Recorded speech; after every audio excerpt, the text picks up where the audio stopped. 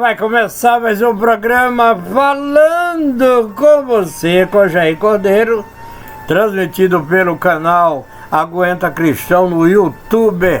Isso, meu irmão, a União Europeia na profecia de Daniel, capítulo 2.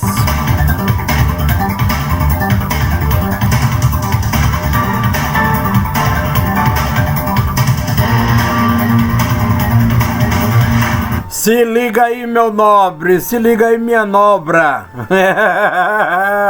Aqui tem café no prato, para mudar. São exatamente aqui na nossa conjuminância, dia 24 de agosto de 2022. Isso, hoje é dia do suicídio de Getúlio Vargas, né? Mas não tem nada a ver, não. Não se esqueça, se inscreva, aperte o sino e dê o like. Canal Aguenta Cristão. Isso, se inscreva, aperte o sino e dê o like. Nós vamos falar aqui um assunto para vocês que está na Bíblia Sagrada. A União Europeia foi criada oficialmente no dia 7 de fevereiro de 92, na Europa. Porém, sua origem é bem mais antiga e está intimamente ligada a processos anteriores de criação de um grande bloco econômico europeu. Eu vou contar essa historinha para você para chegar lá, viu? Esse bloco surgiu da união dos países que faziam parte do Benelux, que era um pequeno bloco formado pela Holanda, Bélgica e Luxemburgo, com a Comunidade Europeia do Carvão e do Aço, que era formada pela Alemanha, a Itália e a França. Após a união... Muito obrigado. Muito obrigado de novo. Agora chegou um ovo cozido. Oh, delícia! Após a união... Isso aqui é tratamento de rei, rapaz. Fique tranquilo. É home office que a gente chama. Após a união desses dois blocos, outros países se juntaram e passaram a fazer parte, que se transformou no mercado comum europeu através do Tratado de Roma, que aconteceu em 1957. Atenção que eu vou dizer para vocês, certo?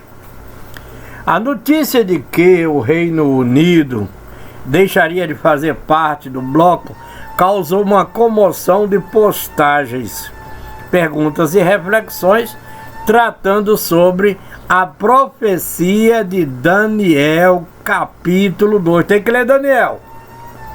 Seria esse fato um cumprimento profético?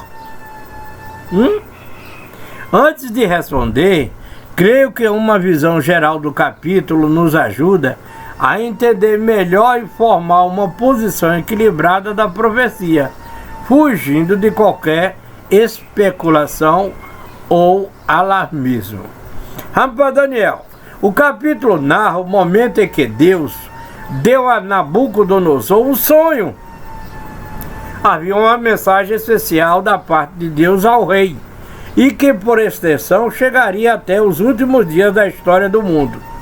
Ao acordar, Nabucodonosor não se lembrava dos detalhes do seu sonho, mas sabia que esse sonho tinha certa importância. Até o verso 3 do capítulo 2, o idioma no qual estava escrito era o hebraico. A partir do verso 4, o texto está em aramaico. Daniel está escrevendo diretamente às nações vizinhas, do país onde lá mora o povo de Deus, que não falavam o hebraico. Ao acordar, o rei pede que aos sábios de Babilônia que digam a ele qual foi o sonho que ele teve e o que significava. Os sábios de Babilônia não tinham condições de responder ao rei. Eles tentaram ganhar tempo, pois percebiam que a situação iria se complicar, pois Nabucodonosor falava sério. Fica evidente que os pretensos poderes humanos de adivinhação, previsão, astrologia, na realidade não existem. Deus age onde a sabedoria humana não age. Deus faz o que nenhum homem pode fazer e somente Ele é quem conhece o futuro. Daniel não sabia o que estava acontecendo até que Arioque lhe falou sobre o decreto de morte que o atingiria. Por ser um sábio, ele também teria que morrer. Coitado, hein? Daniel mostra calma no momento de aflição, pois confiava em Deus e sabia que o Senhor estava no comando e não precisava se desesperar. O rei convocou os sábios das mais altas categorias e Daniel e seus amigos, Sadraque, Mesaque e Abednego, mesmo sendo considerados sábios do capítulo 1, não foram convidados. Quando sabe do decreto, Daniel pede prazo ao rei. O que mais tinha enfurecido o rei foi a demora dos sábios em lhe dar a resposta. Daniel se apresenta com humildade e simplicidade ao rei. O seu pedido foi diferente. Os caldeus pediam que o rei lhes falasse o sonho e eles interpretariam. Já Daniel pede única e exclusivamente tempo e o rei concedeu. Daniel voltou para sua casa e relatou aos seus amigos, pedindo a eles que também orassem a Deus pela solução do mistério. O Senhor é o único solucionador das questões impossíveis. Deus mostra a Daniel o sonho e a sua interpretação. O profeta vai ao encontro do rei e antes de começar a interpretar o sonho, ele fez com que o rei volte a sua mente a Deus. Daniel dá testemunho do Senhor e do seu poder antes de começar a solucionar o problema. O sonho apresentava uma estátua com metais diferentes. A cabeça era de ouro, os braços e o peito de prata, o ventre de bronze, as pernas de ferro e os pés, uma junção heterogênea de barro e ferro. Cada metal representava um reino diferente conforme a interpretação de Daniel. O rei de Babilônia era a cabeça de ouro, elemento abundante na terra de Babilônia.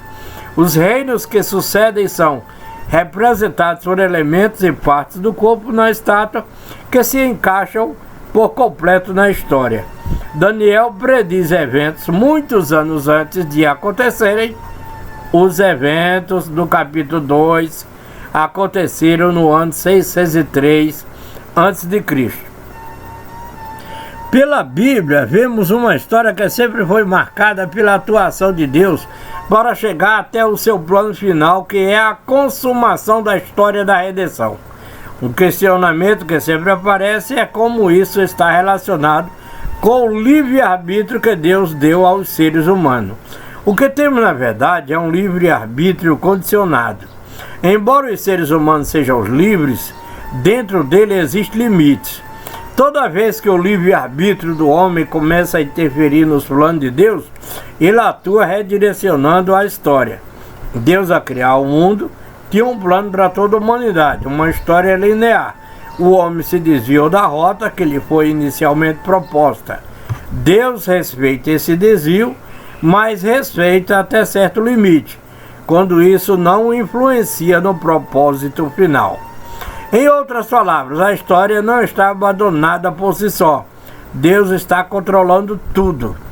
As nações da estátua marcam os impérios de proporções mundiais. Esses 4 impérios mundiais e o império dividido pelos pés em parte de ferro e barro, apresentados por Daniel, tiveram a sua faixa de tempo no governo, todos comprovados pela história.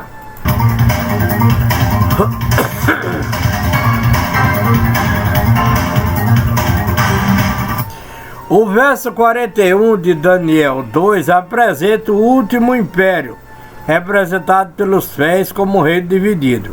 A história nos mostra que após o Império Romano, o último império humano de alcance mundial, surgiu uma divisão do império em 10 partes, que são milimetricamente confirmados pelos 10 dedos dos pés da estátua.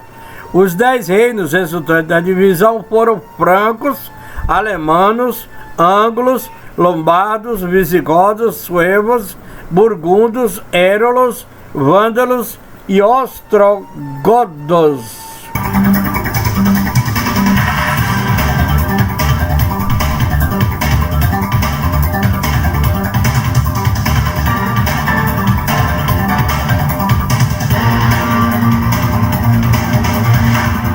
Meus irmãos, falando com você, continua amanhã mais um capítulo falando dos fim dos tempos. Pra você. Tchau, um ótimo dia, hoje dia 24. E até a próxima, se assim Deus nos permitir. Fui!